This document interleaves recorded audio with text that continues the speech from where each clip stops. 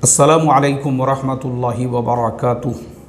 मोहतरम भाइयों, बुज़ुर्गों, दोस्तों, ये हमारा इस्लाही मुआशरा का 1326वां सबक है। मोहतरम दोस्तों, आयशा ने रिवर फ्रंट से ही साबरमती नदी में क्यों ख़ुदकुशी की, ये भी एक सवाल है। और इस सवाल का जवाब ये है क्योंकि वो पॉइंट, वो जगह थी जहाँ पे आयशा और आरिफ की मुलाकातें हुआ करती थी। दोनों का इश्क और मोहब्बत उसी जगह पे परवान चढ़ा था और उसी जगह पे उसने अपने इश्क और मोहब्बत की दास्तान को अपनी जान के साथ में ख़त्म कर दिया। दी लल्लन टॉप एक न्यूज़ नेटवर्क है। रात में मैं उनके न्यूज़ चैनल पे ख़बर देख रहा था। वो बता रहे थे कि आयशा और आरिफ दोनों एक दूसरे से टूट कर मोहब्बत करते थे, इसलिए कि आरिफ जो है वो जालोर का रहने वाला था, जो आयशा का ननिहाल है, और आयशा अपने ननिहाल में अक्सर जाया करती थी। वहीं पे उसकी आरिफ से मुलाकात हुई, दोनों में इश्क हुआ, मोहब्बत हुई, और उसके बाद में माँ बाप ने उसी इश्क और मोहब्बत को निकाह की शक्ल में तब्दील कर दिया और उन दोनों का निकाह पढ़ा दिया। यहाँ तक की जो कहानी है दी लल्लन टॉप के मुताबिक, आयशा एक ब्रिलियंट स्टूडेंट थी। उसने अच्छे नंबरात के साथ में अपना ग्रेजुएशन कंप्लीट किया था। आगे उसका यूपीएससी भी करने का इरादा था, लेकिन ये इश्क, ये मोहब्बत दोनों के बीच में बर्बादी का ज़रिया बना। और ये इश्क क्यों होता है, ये मोहब्बत क्यों होती है, इसकी रियलिटी क्यों है, क्या है, आज इंशाअल्लाह हम इसको टेक्निकल एनालिसिस करेंगे। सबसे पहली चीज़, इश्क और मोहब्बत नाम की कोई चीज़ नहीं होती है। ये दो जवान जो लोग होते हैं, उन दोनों के बीच में जो हवस होती है, दोनों के बीच का जो अट्रैक्शन होता है, दोनों एक दूसरे की तरफ जो अट्रैक्ट होते हैं, दुनिया ने उसी को इश्क और मोहब्बत का नाम दिया हुआ है। इसके अलावा कुछ भी नहीं होता है। और हमारे नौजवान ये इश्क और मोहब्बत के चक्करों में क्यों पड़ते हैं, उसका सबसे बड़ा जो बेसिक रिसोर्स है वो है टीवी, वो है आजकल की फिल्में, और वो जो है जो मूवीज़ के अंदर दिखाया जाता है कि एक लड़का एक लड़की को कैसे टूट कर मोहब्बत करता है और एक लड़की एक लड़के से कैसे इश्क करती है, कैसे मोहब्बत करती है। वो देखकर नौजवान लड़के लड़कियों को ऐसा लगता है कि ये जो एक यानी जो मैजिकल लाइफ है, जो मैजिकल लाइफ, जो फिल्मों की मैजिकल लाइफ होती है और जो टीवी सीरियल्स की मैजिकल लाइफ होती है, उनको लगता है कि जो हमारी लॉजिकल लाइफ है उसमें भी शायद ऐसा ही होता होगा। जैसे फिल्मों के अंदर एक हीरो हीरोइन से ऐसी टूट कर मोहब्बत करता है और उसके लिए जो है अपना सब कुछ कुर्बान कर देता है, शायद रियल लाइफ में भी ऐसा ही होता होगा, लेकिन ये सरासर झूठ है। जो फिल्मों के अंदर दिखाया जाता है एक्चुअल में वो एक कहानी होती है, वो एक स्टोरी होती है, उनको उसके हिसाब से काम करना पड़ता है, वरना रियल लाइफ में आप देखोगे तो मैं आपको बता दूं कितने फिल्म एक्टर और एक्ट्रेस ऐसी है जिनके ज़िंदगी में कई मर्दों से उन्होंने तलाक ले चुके हैं। अभी मैं हॉलीवुड की किसी एक्ट्रेस के बारे में पढ़ रहा था कि 6 मर्दों से उसने तलाक ली, 6 मर्दों से। यानी उसकी अपनी लाइफ के अंदर जिस हीरोइन को देखकर नौजवान अपने जेब में जिसकी तस्वीरें रखते होंगे, अपने मोबाइल के डिस्प्ले पे जिसकी फ़ोटोज़ रखते होंगे, जिस हीरोइन को अपनी शरीक हयात बनाने के लिए, उसकी रियल लाइफ ऐसी है कि रियल लाइफ के अंदर 6 मर्दों से उसकी तलाक हो चुकी है। ये है उनकी रियलिटी। ऐसे ही आप बॉलीवुड के अंदर भी अगर आएंगे और रियलिटी चेक करेंगे, रियलिटी, क्योंकि हमारे जो ब्रेन है, हमारे जो दिमाग है, उस पर ऐसा इफेक्ट पड़ा हुआ है फिल्मों का और फिल्म एक्टर और एक्ट्रेस का। मैं आपको एक एग्जाम्पल पहले देता हूं, फिर मैं आपको जो है आगे की बात बताता हूं कि हमारे नौजवानों के ब्रेन पे फिल्मों का इफेक्ट और असर कैसे है। एक जगह पे मैं निकाह पढ़ा रहा था। मैं दूल्हे मियाँ के बाजू बैठा हुआ हूँ और जिस बस्ती में मैं निकाह पढ़ा रहा था, लड़की उस बस्ती की थी, लड़के वाले किसी और बस्ती से आए थे। अब लड़के वाले जो आए, लड़के वालों के साथ में एक साहब को मैंने देखा कि वो जो अंग्रेज़ लोग, अंग्रेज़ यानी पुराने ज़माने के जो अंग्रेज़ थे जिन्होंने भारत पे हुकूमत किए थे, वो अंग्रेज़ों के जो कपड़े हुआ करते थे, यानी लाल कलर का एकदम वो कोट पहनते थे और ऐसी मूछें हुआ करती थी उनकी, और मूछों के साथ में जो है वो काली कैप पहना करते थे। तो मैंने देखा कि लड़कों के जो लड़के वाले आए हैं उनके साथ में एक आदमी ऐसा है जिसने इस तरह के कपड़े पहने हुए हैं। तो वो ज़रा अजीब व गरीब नमूना नज़र आने लगा। आप खुद सोच सकते हैं कि अगर आज के ज़माने में अंग्रेज़ों के ज़माने के कोई कपड़े पहनकर आए आपको कैसा महसूस होगा। तो मैंने एक साहब से सवाल किया, मैंने कहा ये मेहमान अंग्रेज़ साहब है, इंग्लैंड से आए हैं निकाह में शिरकत के लिए। नहीं अंग्रेज़ नहीं है, वो हमारे गांव का ही है। अच्छा तुम्हारे गांव में अंग्रेज़ कुछ बचे कुचे रह गए थे कि आज़ादी के टाइम पे गए नहीं वापस? नहीं वैसा कुछ नहीं, अरे अपने गांव का है बोले वो। अच्छा तुम्हारे गांव का है, तो ये ऐसा हुलिया क्यों बनाया इसने अंग्रेज? अरे हाँ वो असल मौलाना बोले वो हुलिया इसलिए है, वो आमिर खान का फ़ैन है बोले बहुत बड़ा। हाँ आमिर खान बहुत बड़ा फ़ैन है बोले आमिर खान का। अभी वो मंगल पांडे फिल्म आने वाली है ना आमिर खान की, तो मंगल पांडे में आमिर खान ने जैसे कपड़े पहने हुआ है, स्पेशल उसने बम्बई को जाके वहाँ से टेलर के पास से सिला के लेकर आया कि सेम टू सेम जैसा आमिर खान का ड्रेस मंगल पांडे में है मुझे वैसा ही चाहिए बस। अरे बहुत बड़ा फ़ैन है बोले वो आमिर खान का। इससे पहले भी आमिर खान की जो भी फिल्म आती है और उसमें जो आमिर खान की ड्रेसिंग होती है ना, ये वही कपड़े पहनकर 6 महीने तक गाँव में घूमते हैं। उसके बाद में मुझे और कुछ सालों के बाद में पता चला कि जब आमिर खान की लगान फिल्म आई थी तो 6 महीने तक गांव में धोती और वैसी ही बनियान पहनकर और सिर पे गमछा बांध के वो घुमा करते थे। क्यों? आमिर खान के फ़ैन हैं। जैसे कपड़े आमिर खान पहनेगा मैं पहनूंगा, भले वो धोती पहने, भले वो बनियान पहने, भले वो सर पे गमछा बांधे, 6 महीने तक वैसी घूमे थे बोले। उसी दरमियान में ईद आई तो ईदगाह में भी वैसी पहुंचे थे बोले वो। देखो ये हमारे मुस्लिम नौजवानों का हाल है। एक और वाक़या, एक शहर में मैं खाना खा रहा हूँ और मेरे आजू बाजू में 2 नौजवान लड़के बैठे हुए हैं और दोनों के बीच में शाहरुख और सलमान को लेकर बहस छिड़ी हुई है। एक ने बोला यार क्या सलमान करता रे बोले, वो हेले के जैसी हालत बना के रखी हुई है उसने, एकदम सांड बैल के जैसा। तो वो जो लड़का था उसको गुस्सा आया, उसने वो जो नान कलिए का कलिया जो होता है ना, वो कटोरा उठा के उसके आंग पे फेंक दिया उसने। बोले साले तूने सलमान को अगर कुछ बोला ना तो ये कटोरा अभी तो आंग पे डाला सिर फोड़ दूंगा बोले मैं तेरा। अब जो शाहरुख का जो फ़ैन था ना उसने बोला 10 बार बोलूँगा बोल के उसने उसका गिरेबान पकड़ लिया कि सलमान जो है वो सांड है, वो हेला है, वो भैंसा है, वो ऐसा है। उसने सलमान को ऐसा बोलना शुरू कर दिया। तो उसने जो है दोनों जो नौजवान थे शाहरुख और सलमान को लेके आपस में मारामारी चल रही है दोनों के भी बीच में। वो बोलता शाहरुख बोकुड़ है, ये बोलता सलमान सांड है। अल्लाह हिफाजत फरमाए। ये मुसलमान नौजवान, मैं रियलिटी बता रहा हूँ आपको, सुनी सुनाई नहीं, मेरे सामने ये दोनों वाक़यात पेश आए। प्रॉब्लम क्या होता है, हमारे जो नौजवान लड़के लड़कियां होते हैं ना, उनके ब्रेन पे ऐसा इफ़ेक्ट होता है फिल्मों का। उनको लगता है जो आमिर खान फिल्मों के अंदर नज़र आ रहा है रियल लाइफ में भी वो वैसा ही होगा। हालांकि रियलिटी कुछ और है।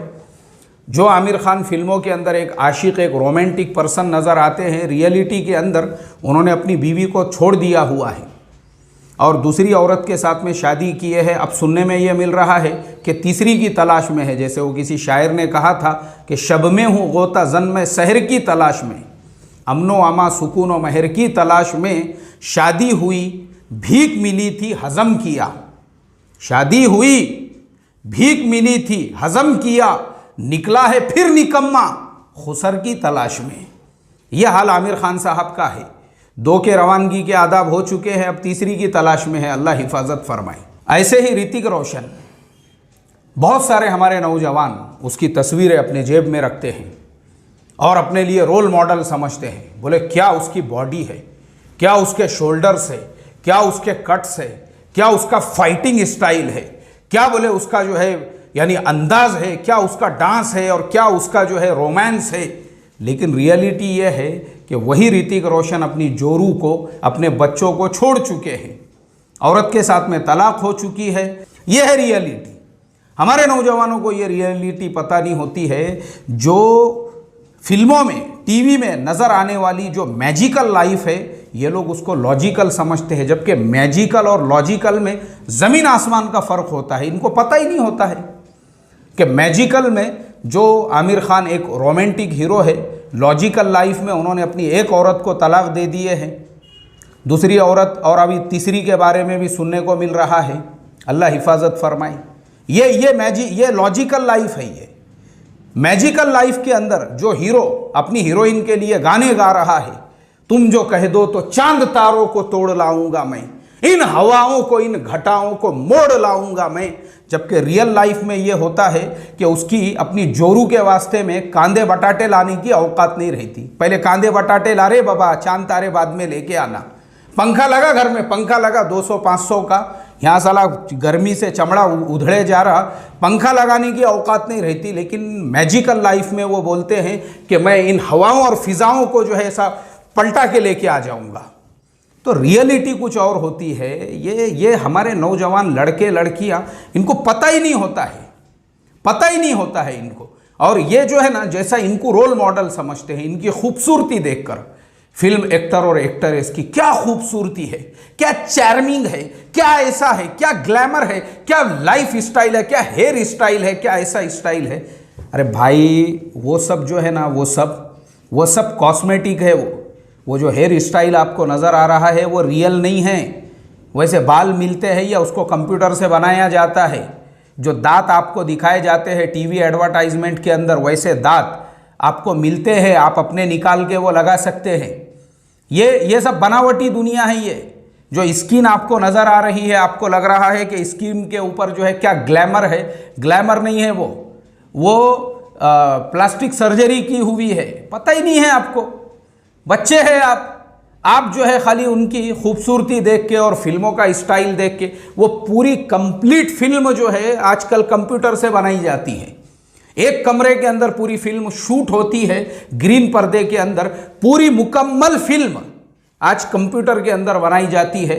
और हमारे नौजवान वैसे ही लोगों को अपने लिए जो है रोल मॉडल समझते हैं। अरे हमारे रोल मॉडल हमारे नबी सल्लल्लाहु अलैहि वसल्लम हैं, सहाबा इकराम हमारे रोल मॉडल है, अंबिया अलैहिमुस्सलातु वस्सलाम हमारे रोल मॉडल है, अल्लाह के नबी के अखलाक वो रोल मॉडल है, उनकी सीरत हमारे लिए रोल मॉडल है, सहाबा की कुर्बानियाँ और मुजाहिदे हमारे लिए रोल मॉडल है।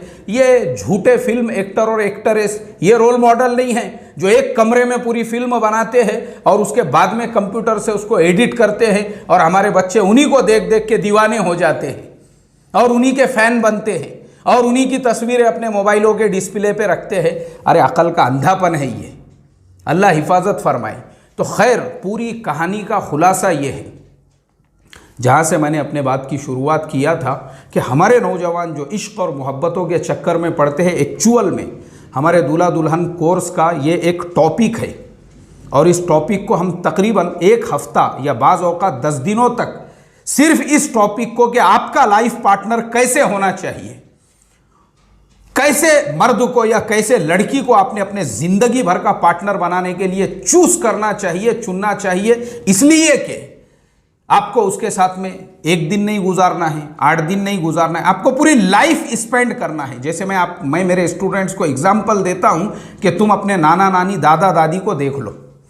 आपके नाना नानी दादा दादी में उनकी शादियां होकर आज 50 साल 60 साल हो चुके होंगे। उन्होंने अपने लाइफ पार्टनर के साथ में 40 साल या 50 साल गुजार दिए, लेकिन माशाल्लाह उनके दोनों के दरमियान में मोहब्बत आज भी बाकी है। क्यों? उसका रीज़न इसलिए है क्योंकि उन्होंने जब अपने लिए किसी लाइफ पार्टनर को चूज़ किया था, उसको पसंद किया था, तो 10 घर गए थे, उनके माँ बाप ने अच्छी तरह से तहकीकात किए होंगे, तब जाके उन्होंने जो है फ़ैसला लिया। मैं मेरी मिसाल हमेशा देता हूँ मेरे स्टूडेंट्स को कि आज मेरे नाना की एज ऑलमोस्ट 90 ईयर्स है, यानी 90 साल के करीब। नानी की ईयर होंगी 85 ईयर्स।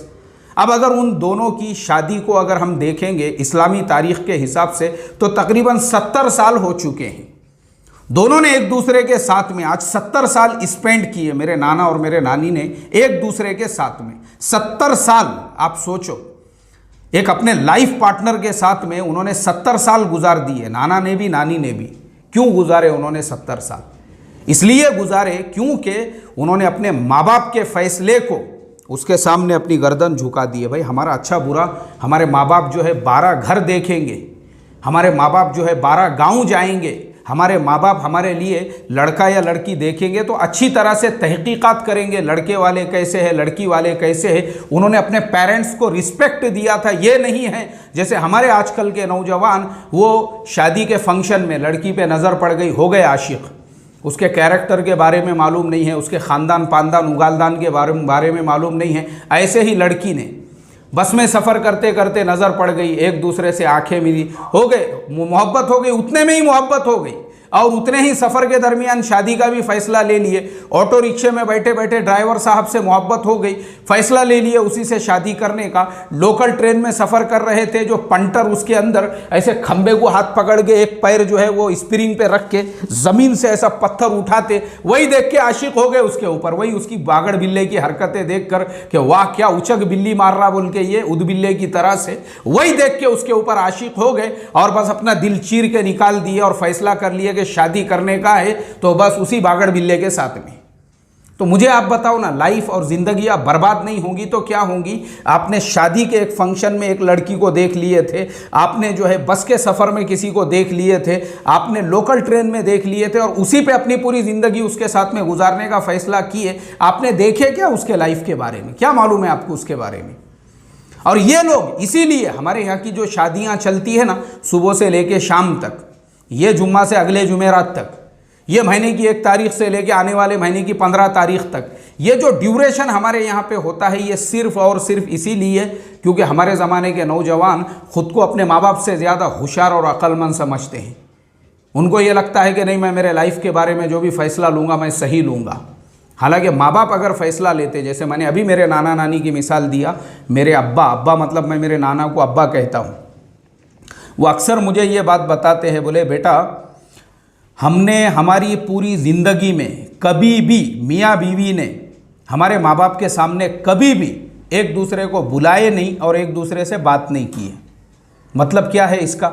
इसका मतलब ये है कि उन्होंने अपने माँ बाप को इतना रिस्पेक्ट और इतनी इज्जत थी कि अपने माँ बाप के सामने भी अदब की वजह से, अरे ऐसे लोग थे पुराने ज़माने के, आज हमने उनके पैर भी धोके पिए तो हम उनकी बराबरी नहीं कर सकते। ऐसे ही उन्होंने अपने लाइफ पार्टनर के साथ में 70 साल नहीं गुजार दिए।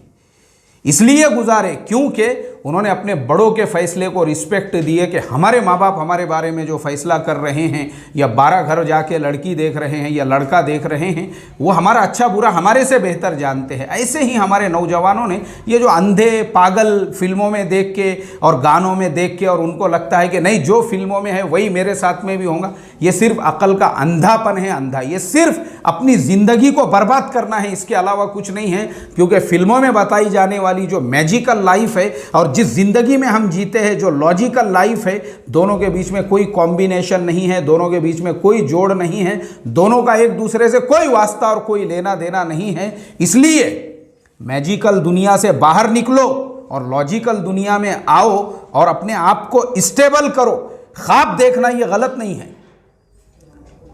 APJ अब्दुल कलाम वो खुद कहा करते थे, ख्वाब देखो, ख्वाब देखना गलत नहीं है, ख्वाब देखो। लेकिन अरे कैसे ख्वाब देखेंगे आप? क्या आपका ख्वाब सिर्फ ये है कि आपको एक लाइफ पार्टनर मिल जाए, बस यही ख्वाब है आपका? अरे ख्वाब वो देखो, अपने आप को उस मकाम पे लेकर जाओ। जैसे मैंने कल भी बताया, जैसे कुत्तों की लाइन गेट के बाहर होती है, वैसी लाइन रहना, लाइन रिश्तों की आपके बाहर। आप चूज कर सकना उसमें से आपको कौन सा जो है पालने का है बोल के। अपने आप को वो लेकर जाओ, वो मकाम पे लेकर जाओ। इसको कहते हैं ख्वाब। ख्वाब ये नहीं है कि बस अपना फिल्मों में देख के जो है अंधे हो गए, बहरे हो गए। अल्लाह हिफाजत फरमाए। इसलिए मैजिकल दुनिया से बाहर निकलो, आओ प्रैक्टिकल दुनिया के अंदर जियो, अपने आप को होश में लेकर आओ कि जिस दुनिया में तुम जी रहे हो उस दुनिया में हमारे रोल मॉडल हमारे नबी सल्लल्लाहु अलैहि वसल्लम, सहाबा इकराम और अंबिया अलैहिमुस्सलातु वस्सलाम हैं। अल्लाह हम तमाम को अमल की तौफीक अता फ़रमाए। और जो बातें मैं समझाना चाहता हूँ हमारे नौजवानों को, अल्लाह वो बातें समझा दे। सलामु अलैकुम व रहमतुल्लाहि व बरकातुहू।